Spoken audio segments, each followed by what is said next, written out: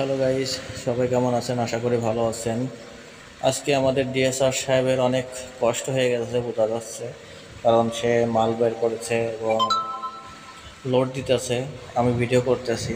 যারা যারা ভাবেন যে ডিএসআর এর চাকরি খুব সোজা, আসলে অতটা সোজা না। এই মালগুলো লোড দিয়ে নিয়ে যায় এবং দোকানে পৌঁছে দিয়ে টাকা নেওয়া বিশাল একটা ব্যাপার। অনেক সময় আছে, অনেক শর্ট পড়ে যায়, সেগুলো নিজেদের গাড়ি থেকে দেওয়া লাগে। আজকে ছিল আমাদের সবচেয়ে থেকে বড় মার্কেট, লাহোরিয়া মার্কেট। এর রোডে প্রচুর সিপ যায়, এত অল্প, এর থেকে আরও অনেক বেশি সিপ যায়, আমাদের 2-3 বার নেওয়া লাগে। আজকে মাল শর্টের কারণে আজকে আমরা অল্প কিছু নিয়ে যাচ্ছি। চলে আসলাম আবার ডিউটির ফাঁকে একটু ভিডিও করতে, দেখে আসি আমাদের ডিএসআর কি করে।